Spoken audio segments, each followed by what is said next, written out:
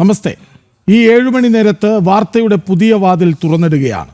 നാടും ദേശീയവും ലോകവും കായികവും വിനോദവും എല്ലാം കോർത്തിണക്കി 7 പ്രധാന വാർത്തകളുടെ ഒരിടം. ചുരുക്കി പറഞ്ഞാൽ ഒരു പകൽ അരമണിക്കൂറിൽ. സ്വാഗതം ടോപ്പ് 7 at 7-ലേക്ക്.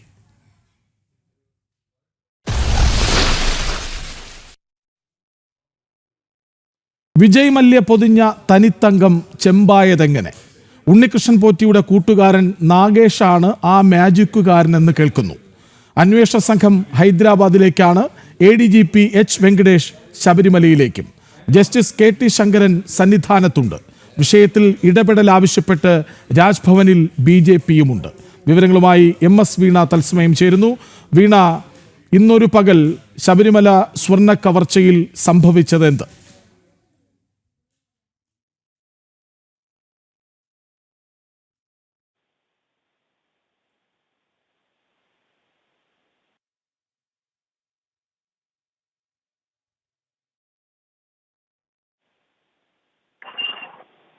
കൃഷ്ണരാജ്, ഈ ഒരു ചോദ്യത്തിന് ഉത്തരം കിട്ടേണ്ടതുണ്ട്. അതായത് ശബരിമലയിലെ വിജയമല്യ സമർപ്പിച്ച സ്വർണ്ണപ്പാളികൾക്ക് എന്ത് സംഭവിച്ചു എന്നുള്ള ചോദ്യം ഓരോ ഭക്തരുടെയും ഓരോ മലയാളികളുടെയും ഒപ്പം തന്നെ ഓരോ ഭക്തരുടെ മനസ്സിലൊക്കെ ഉയരുന്ന ചോദ്യങ്ങളാണ്. ദിവസങ്ങൾ കടന്നു പോകുന്ന ഓരോ ദിവസവും ഞെട്ടിക്കുന്ന വിവരങ്ങളാണ് വന്നുകൊണ്ടിരിക്കുന്നത്.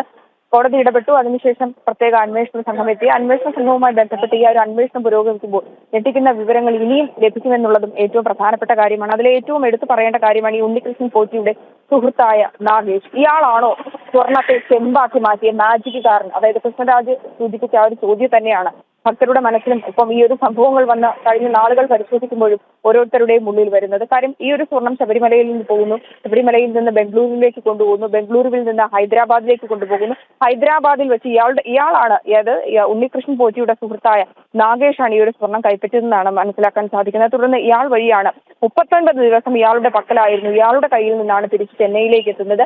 ചെന്നൈയിലേക്ക് സ്വർണം പൂശാൻ എത്തുമ്പോൾ പലതരത്തിലുള്ള കാര്യങ്ങളൊക്കെ പറയുന്നു. ഇത്തരത്തിൽ മാത്രമല്ല, ഇത് കൊണ്ടുപോയ വാഹനത്തിലടക്കം കൃത്യമായിട്ടുള്ള മാനദണ്ഡങ്ങളോ സുരക്ഷകളോ ഉദ്യോഗസ്ഥരുടെ മേൽനോട്ടമോ ഇല്ലെന്നുള്ളത് ആദ്യം മുതലേ ഈ വിവാദങ്ങൾ ഉണ്ടായ സമയം മുതൽ തന്നെ പുറത്തു വരുന്ന കാര്യങ്ങളാണ്.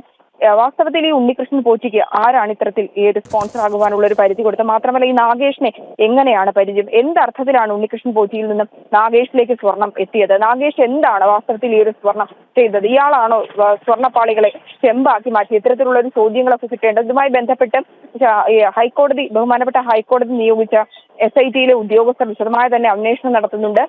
ഉദ്യോഗസ്ഥരടക്കം SP ശശിധരനടക്കമുള്ള ഉദ്യോഗസ്ഥരൊക്കെ ശബരിമലയിലുണ്ട്. ഇത് ശബരിമല പമ്പ കേന്ദ്രീകരിച്ചവർ ഒരു കേന്ദ്രമുണ്ടാകും. ഒരു അന്വേഷണ സംഘത്തിന്റെ പ്രധാന കേന്ദ്രം അവിടെയായിരിക്കും. അവിടെ നിന്ന് 2 സംഘങ്ങളായി പിരിഞ്ഞായിരിക്കും ഈ സ്വർണം കൊണ്ടുപോയ വഴികളെല്ലാം കേന്ദ്രീകരിച്ച് ഇത്തരത്തിലുള്ള അന്വേഷണം നടക്കുന്ന. അതായത് ചെന്നൈയിലേക്കും അതുപോലെ തന്നെ ഹൈദരാബാദിലേക്കും ഏത് തരത്തിലാണ് ഇവർ കൊണ്ടുപോയത്, എത്തരത്തിലാണ് ഇവർ കൈമാറ്റം നടത്തിയത്, കൈമാറ്റം നടത്തിയപ്പോൾ ഇത്തരത്തിൽ സ്വർണം ഇത്തരത്തിൽ കവർച്ച നടത്തിയിട്ടുണ്ടോ, അല്ലെങ്കിൽ എത്ര ഗ്രാമാണ് നഷ്ടപ്പെട്ടത്, ഇത് ഏറ്റുവാങ്ങുമ്പോഴും അതുപോലെ തന്നെ ഇത്തരത്തിൽ സ്വർണം പൂശുന്നതിനായിട്ട് ഏജൻസിയിൽ എത്തിച്ച സമയത്ത് അടക്കം കൃത്യമായിട്ട് ഇത് പരിശോധിച്ചു. ഇത്തരം കാര്യങ്ങളാണ് കൃത്യമായും SIT അടക്കം അന്വേഷിക്കുന്നത്. മാത്രമല്ല, നാളെ ഇത്രയും വൈകിട്ടും ദേവസ്വം ബോർഡ് അടക്കം ഇത്തരത്തിലൊരു കൃത്യമായിട്ട് കോടതിയുടെ ഇടപെടൽ ഉണ്ടായതിനു ശേഷമാണ് നടപടി സ്വീകരിക്കുന്ന ഘട്ടത്തിലേക്ക് അടക്കം പോയിട്ടുള്ളത്. നാഗേഷ് ആരാണ്? ഇത്രയും നാൾ ഈ ഒരു കേസുമായി ബന്ധപ്പെട്ട് ദേവസ്വം വിജിലൻസിന്റെ അടക്കം അന്വേഷണം പുരോഗമിക്കുമ്പോഴും ഇയാളുടെ പേര് ഒരിടത്തും ഉണ്ടായിരുന്നില്ല. ഉണ്ണികൃഷ്ണൻ പോറ്റിയടക്കം തന്റെ കൃത്യമായി തെളിവുണ്ടെന്നാണ് മാധ്യമങ്ങളടക്കം ചോദ്യങ്ങൾ ചോദിക്കുമ്പോഴും മാധ്യമങ്ങളോട് പ്രതികരിക്കുമ്പോഴും ഒക്കെ പറഞ്ഞിരുന്നത്. ഇവരുടെ സൗഹൃദം എങ്ങനെയാണ്, ഇവർ തമ്മിലുള്ള സാമ്പത്തിക ഇടപാടുകൾ എങ്ങനെയാണ്? കൃത്യമായി ദേവസ്വം വിജിലൻസ് കോടതിയിൽ സമർപ്പിച്ച റിപ്പോർട്ടിലടക്കം പറയുന്നുണ്ട്. ആദായ നികുതി കണക്ക് പ്രകാരം ഇത്തരത്തിൽ ഉണ്ണികൃഷ്ണൻ പോറ്റിക്ക് സ്ഥിര വരുമാനമില്ലാത്ത ഒരാളെ എങ്ങനെയാണ് ശബരിമലയിൽ സ്പോൺസർ ആവുക? ഇയാളുടെ കയ്യിൽ എങ്ങനെയാണ് സ്വർണം എത്തുക? ഇയാൾ എങ്ങനെയാണ് ശബരിമലയിലെ ഭക്തർ അത്രയും അമൂല്യമായി കാണുന്ന ഭഗവാന് ദേവന് സമർപ്പിച്ച ഈ സ്വർണം ഉണ്ണികൃഷ്ണൻ പോറ്റിയുടെ എന്തർത്ഥത്തിൽ കൊടുത്തു?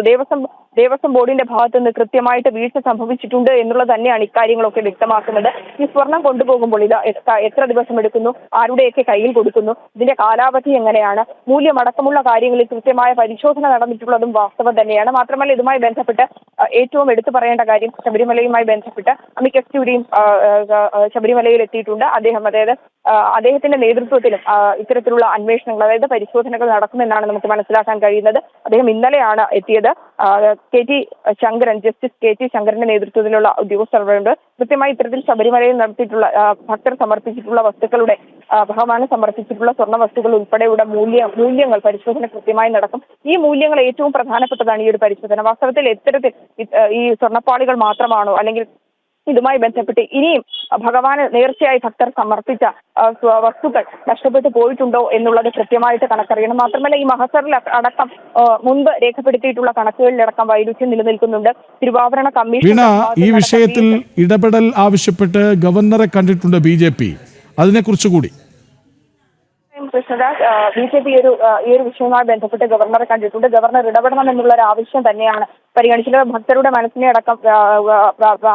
ഭക്തരുടെ മനസ്സിനെ അടക്കം വേദനിപ്പിക്കുന്ന തരത്തിലുള്ള വിഷയങ്ങളൊക്കെയാണ് തുടർച്ചയായി നടന്നുകൊണ്ടിരിക്കുന്ന. ദേവസ്വം ബോർഡിന്റെ ഭാഗത്തു നിന്ന് വീഴ്ച സംഭവിച്ചിട്ടുണ്ട്. അതിൽ ഏറ്റവും എടുത്തു പറയേണ്ട കാര്യം, ഈ കേസുകളൊക്കെ എടുക്കുന്ന സമയത്തും ദേവസ്വം ബോർഡ് 8ാം പ്രതിയായി മാത്രമേ സ്വീകരിച്ചിട്ടുള്ളൂ.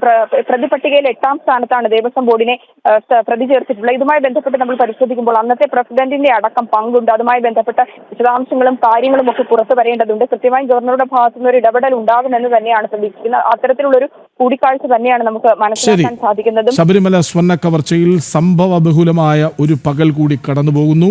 വിവരങ്ങൾ നൽകുകയായിരുന്നു MS വീണ.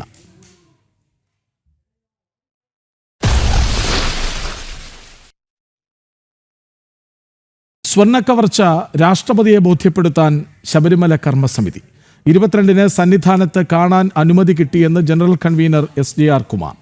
അടിയന്തര ഇടപെടൽ ആവശ്യപ്പെടാനാണ് തീരുമാനം. കവർച്ചയെക്കുറിച്ച് പ്രധാനമന്ത്രിയെയും കേന്ദ്ര ആഭ്യന്തരമന്ത്രിയെയും ധരിപ്പിച്ചു കഴിഞ്ഞു. അന്വേഷണം വേണമെന്ന ആവശ്യവും വിവരാവകാശ രേഖകൾ തേടിയതും സംസ്ഥാന സർക്കാർ അവഗണിച്ചു. പോലീസ് അകമ്പടിയോടെയാണ് കവർച്ച നടന്നതെന്നും SJR കുമാർ പ്രതികരിച്ചു. So, moreover that I told you, now we are meeting the Honorable President of India on 22nd at Sabarimala itself. So, we have got an appointment already. Today morning I got a reply from the President's office asking the clearance for a meeting. So, there when we meet again, so that means all top heads of state are, we have an opportunity to explain all these things.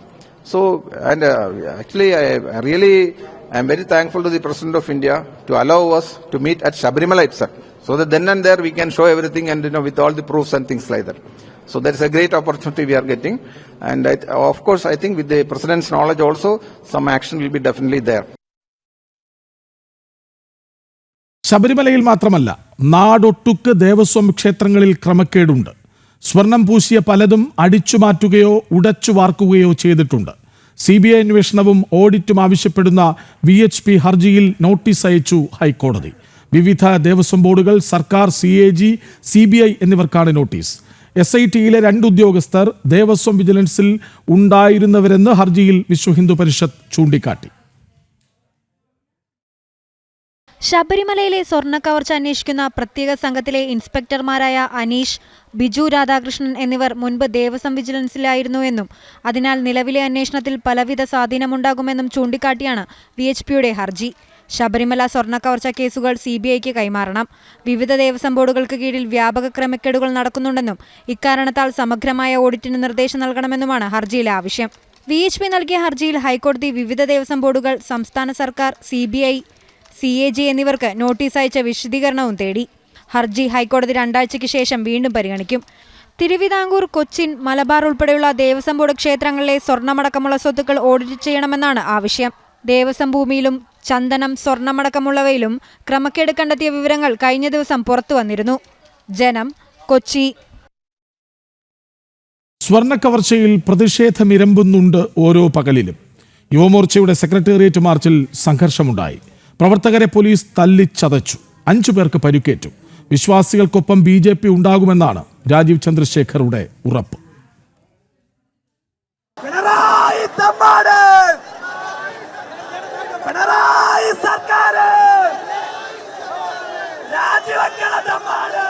ശബരിമലയിൽ സ്വർണ്ണക്കൊള്ള നടത്തിയ പിണറായി സർക്കാരിനെതിരെ യുവമോർച്ച നടത്തിയ secretariat മാർച്ചിലാണ് സംഘർഷം. യുവജന പ്രതിഷേധത്തിന് നേരെ police നരനായാട്ട് നടത്തി. പ്രകോപനമില്ലാതെ മാർച്ചിന് നേരെ പോലീസ് ജലപീരങ്കി പ്രയോഗിച്ചു.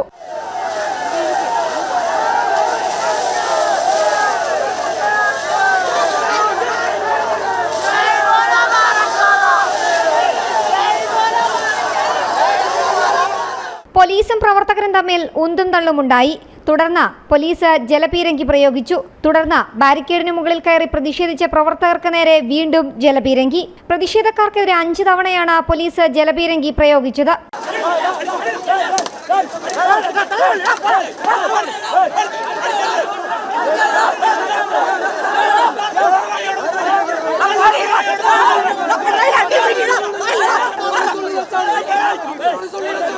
പ്രതിഷേധ മാർച്ച് BJP സംസ്ഥാന അധ്യക്ഷൻ രാജീവ് ചന്ദ്രശേഖർ ഉദ്ഘാടനം ചെയ്തു.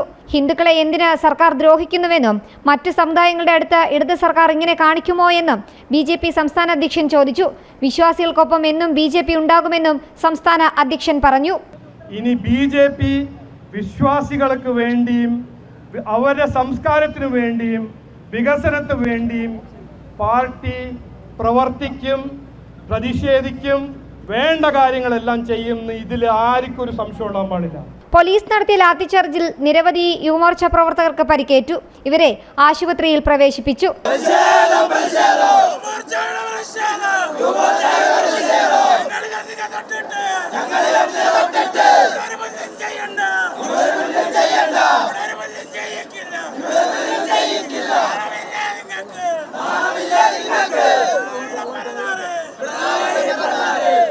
ജനം, തിരുവനന്തപുരം.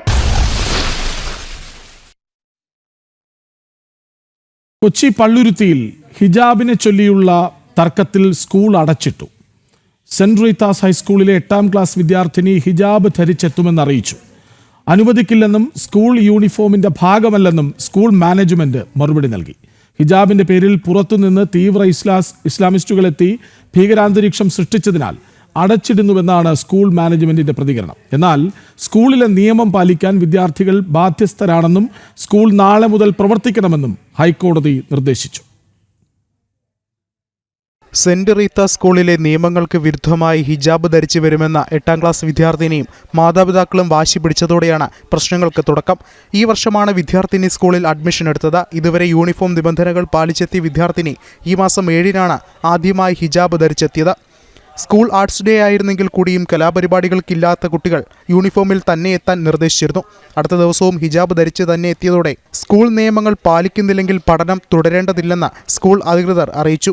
വെള്ളിയാഴ്ച SDPI നേതാക്കളുടെ നേതൃത്വത്തിൽ തീവ്ര ഇസ്ലാമിസ്റ്റുകൾ സ്കൂളിലെത്തി അധ്യാപകരെ അടക്കം ഭീഷണിപ്പെടുത്തുകയും ദൃശ്യങ്ങൾ ചിത്രീകരിച്ച് സ്കൂളിനെതിരെ സമൂഹമാധ്യമ പോസ്റ്റുകൾ ഇടുകയുമായിരുന്നു.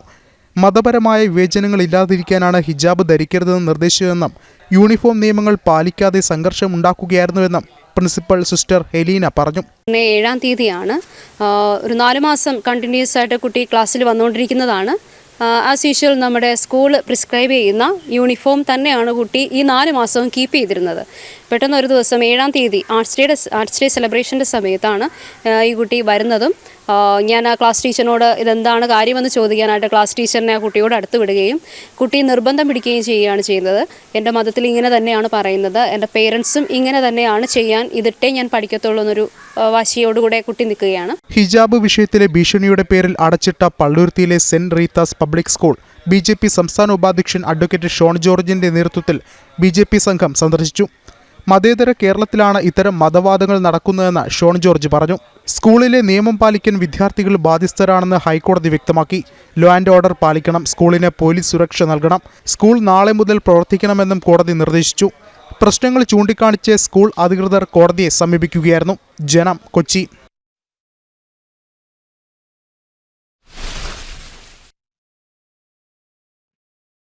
ഒടുവിൽ നാവടക്കി ഹമാസ്. എല്ലാ ബന്ദികളെയും തിരികെ കിട്ടിയെന്ന് ഇസ്രയേൽ പാർലമെന്റിൽ ഡൊണാൾഡ് ട്രംപ്. യുദ്ധം അവസാനിച്ചതിന് പിന്നാലെയാണ് ട്രംപ് ഇസ്രയേലിൽ എത്തിയത്. സമാധാന ധാരണയുടെ ഭാഗമായി ഈജിപ്തിലും ചർച്ചകൾ പുരോഗമിക്കുകയാണ്. ജീവിച്ചിരുന്ന 20 ബന്ദികളെയും മോചിപ്പിച്ച് ഹമാസ്. ഇസ്രായേൽ ഗാസ യുദ്ധം അവസാനിച്ചതായി അറിയിച്ചതിന് പിന്നാലെ ട്രംപ് ടെൽ അവീവിലെത്തി. ഇസ്രായേൽ പ്രസിഡന്റ് ഐസക് ഹെർഗോസ്, പ്രധാനമന്ത്രി ബെഞ്ചമിൻ നെതന്യാഹു തുടങ്ങിയ പ്രമുഖർ അദ്ദേഹത്തെ സ്വീകരിക്കാൻ വിമാനത്താവളത്തിലെത്തി. തുടർന്ന് ഇസ്രായേൽ പാർലമെന്റായ നെസറ്റിനെ ട്രംപ് അഭിസംബോധന ചെയ്തു. ബന്ദികളുടെ മോചനം സാധ്യമായതിന്റെ സന്തോഷമാണ് അഭിസംബോധനയിൽ നൽകുന്നതെന്ന് അദ്ദേഹം പറഞ്ഞു. After 2 harrowing years in darkness and captivity, 20 courageous hostages are returning to the glorious embrace of their families, and it is glorious. 28 more precious loved ones are coming home at last to rest in this sacred soil for all of time.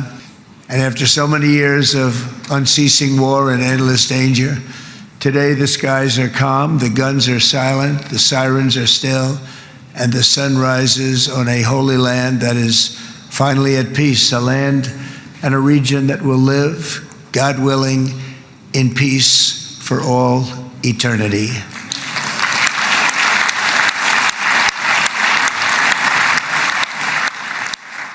സമാധാന ചർച്ചകളിലെ Benjamin നെതന്യാഹുവിന്റെ നേതൃത്വത്തെയും Trump പ്രശംസിച്ചു. This is not only the end of a war, this is the end of an age of terror and death and the beginning of the age of faith and hope and of God. It's the start of a grand concord and lasting harmony for Israel and all the nations of what will soon be a truly magnificent region. I believe that so strongly. This is the historic dawn of a new Middle East.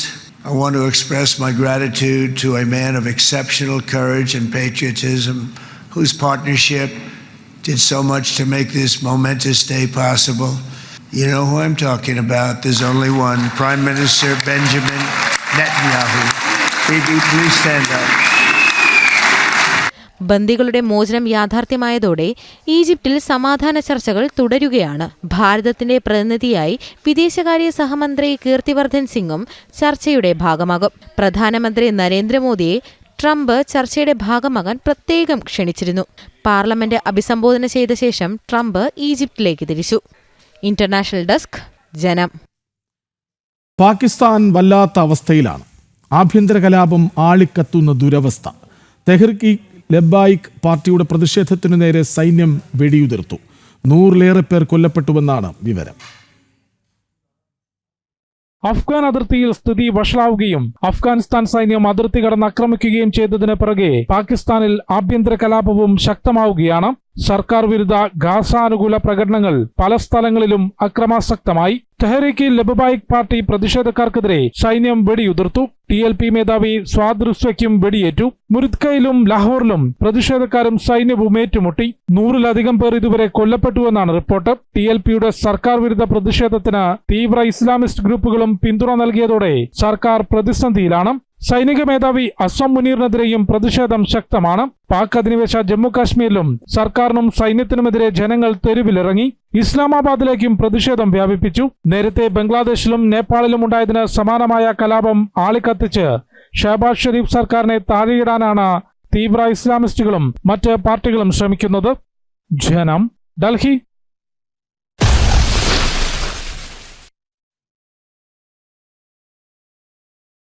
Karur ദുരന്തത്തിൽ തമിഴ്നാട് സർക്കാരിന് വൻ തിരിച്ചടി. Judicial അന്വേഷണം തടഞ്ഞ് supreme കോടതി. CBI അന്വേഷണത്തിന് supreme കോടതി ഉത്തരവിട്ടു. മുൻ സുപ്രീം കോടതി ജഡ്ജി ജസ്റ്റിസ് അജയ് റസ്തോഗിക്കാണ് അന്വേഷണ മേൽനോട്ടം. തമിഴ്നാട് കേഡറിലുള്ള 2 IPS ഉദ്യോഗസ്ഥരുടെ നേതൃത്വത്തിലാകും അന്വേഷണം. TVKയുടെ ഹർജി അംഗീകരിച്ചാണ് സുപ്രീം കോടതിയുടെ നിർദ്ദേശം.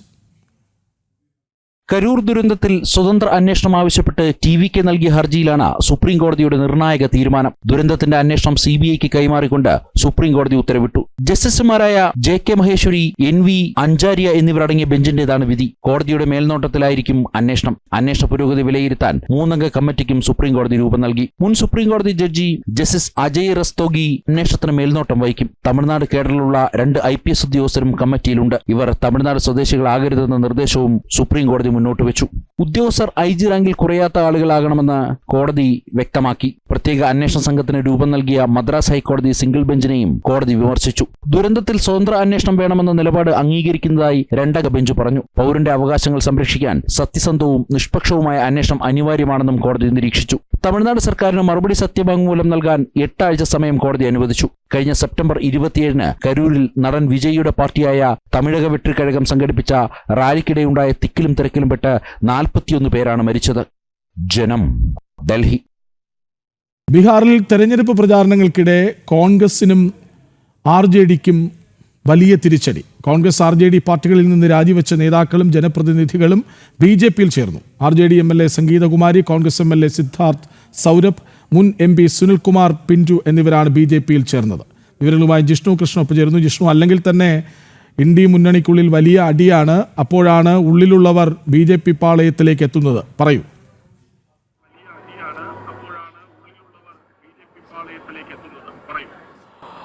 കൃഷ്ണരാജ്, ബീഹാറിൽ തെരഞ്ഞെടുപ്പ് പ്രചാരണം ചൂടുപിടിക്കുകയും അതിൽ കോൺഗ്രസിനും RJDക്കും ഒന്ന് ലാലു പ്രസാദുമായി ബന്ധപ്പെട്ട അഴിമതി കേസുകൾ വലിയ തിരിച്ചടി പ്രചാരണ വേളയിൽ RJD കോൺഗ്രസ് സഖ്യത്തിനുണ്ടാക്കുന്നുണ്ട്. കൂടാതെ മോദി സർക്കാരിൻ്റെയും നിതീഷ് കുമാർ സർക്കാരിൻ്റെയും കേന്ദ്ര സംസ്ഥാന സർക്കാരുകളുടെ വികസന പ്രവർത്തനങ്ങൾ, കഴിഞ്ഞ 10 വർഷത്തിനിടെ ബീഹാറിൽ കൊണ്ടുവന്നിട്ടുള്ള മാറ്റങ്ങൾ, ഇവ മുൻനിർത്തി NDA നയിക്കുന്ന പ്രചാരണ പ്രവർത്തനങ്ങളിലേക്ക് ഒപ്പം ഓടിയെത്താൻ കോൺഗ്രസിനും RJDക്കും ഇന്ത്യ മുന്നണിക്ക് സാധിക്കുന്നില്ല എന്നുള്ളതൊരു യാഥാർത്ഥ്യമാണ്. അതുകൊണ്ട് തന്നെ ഇനി മുൻപോട്ട് RJDക്കും കോൺഗ്രസിനും ഒപ്പം നിന്നതുകൊണ്ട് വലിയ നേട്ടമില്ല എന്ന് കരുതിക്കൊണ്ട് തന്നെയാണ്, അല്ലെങ്കിൽ അത്തരത്തിൽ ജനപ്രതിനിധികളായോ അല്ലെങ്കിൽ പൊതുരംഗത്തോ പിടിച്ചു നിൽക്കണമെങ്കിൽ RJDക്കും കോൺഗ്രസിനും ഒപ്പം നിന്നതുകൊണ്ട് കാര്യമില്ല എന്ന തിരിച്ചറിവിനെ തുടർന്നാണ് മുതിർന്ന നേതാക്കൾ ഉൾപ്പെടെ പാർട്ടി വിടുന്നത്. അത് വലിയ ക്ഷീണം RJDക്കും കോൺഗ്രസിനും ഉണ്ടാക്കിയിട്ടുണ്ട്. ഇന്നിപ്പോൾ RJDയുടെ MLA സംഗീത കുമാരി, കോൺഗ്രസ് MLA സിദ്ധാർത്ഥ് സൗരഭ്, കൂടാതെ മുൻ MP സുനിൽ കുമാർ പിന്റു എന്നിവരാണ് RJDയിൽ നിന്നും കോൺഗ്രസിൽ നിന്നും രാജിവെച്ച് BJPയിൽ ചേർന്നിട്ടുള്ളത്. BJPയിലേക്കും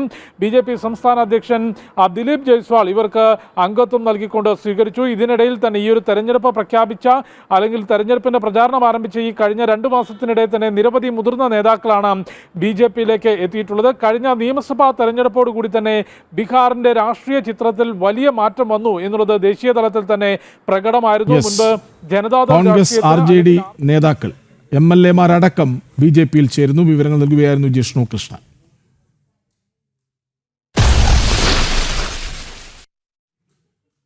ഡൽഹിയിൽ ദയനീയമായിരുന്നില്ല വെസ്റ്റ് ഇൻഡീസിന്റെ പ്രകടനം.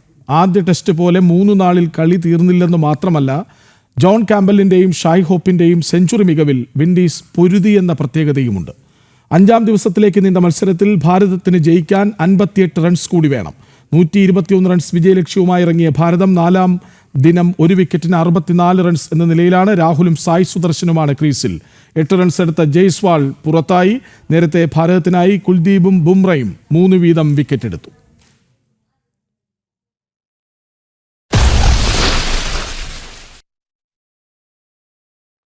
ഇവിടുത്തെ കാറ്റാണ് കാറ്റെന്ന് വെറുതെ പറയുന്നതല്ല. വരൂ, മഞ്ഞേറ്റ് തണുത്ത ഇടുക്കിയിലെ കുളിരിലേക്ക് ഒരു യാത്ര പോകാം. വിദൂര കാഴ്ചകളുടെ വിസ്മയം തുറന്നിട്ട് കാത്തിരിപ്പാണ് കൊന്നത്തടിയിലെ കരിമല മലമുകൾ. പച്ചപുതച്ച സുന്ദര കാഴ്ചകളുടെ ഈ റിപ്പോർട്ടോടെ ഇന്നത്തെ ടോപ്പ് 7 at 7 പൂർണ്ണമാകുന്നു. നമസ്തേ.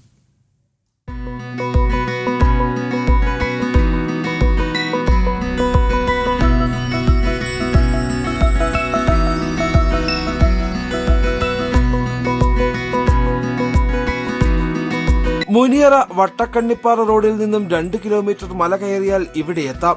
മലമുകളിൽ എത്തിയാൽ കാഴ്ചയുടെ വിസ്മയ ലോകം.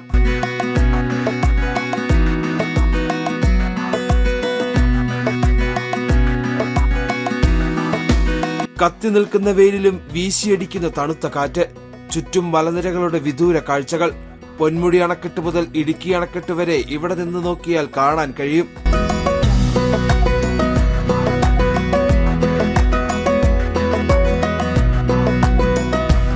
സംസ്ഥാന സർക്കാരിന്റെ ഡെസ്റ്റിനേഷൻ ടൂറിസം പദ്ധതിയുടെ ഭാഗമായി കരിമലമേട്ടിൽ മുനിയറ മാജിക് മൗണ്ട് എന്ന പേരിൽ ടൂറിസം പദ്ധതിക്ക് തുടക്കം കുറിച്ചിരിക്കുകയാണ് കൊന്നത്തടി ഗ്രാമപഞ്ചായത്ത്.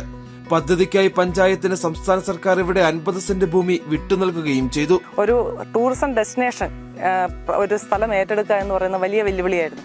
നമുക്ക് ഇത്രയധികം സ്ഥലങ്ങളുണ്ടെങ്കിൽ പോലും റവന്യൂവിന്റെ കീഴിലുള്ള സ്ഥലം നമുക്ക് വിട്ടുകിട്ടുക എന്നത് പ്രയാസമുള്ള കാര്യമായിരുന്നു. ഈ സ്ഥലം പൂർണ്ണമായിട്ടും വിനിയോഗിക്കത്തക്ക രീതിയിൽ ചെയ്യാനാണ് ഉദ്ദേശിക്കുന്നത്.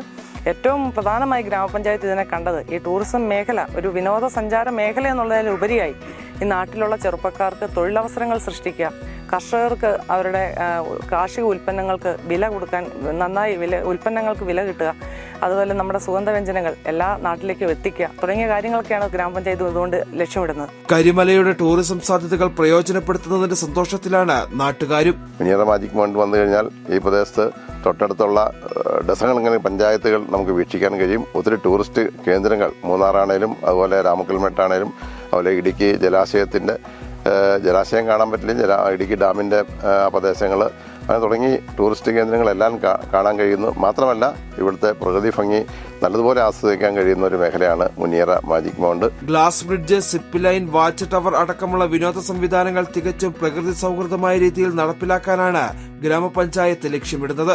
ജനം, ഇടുക്കി.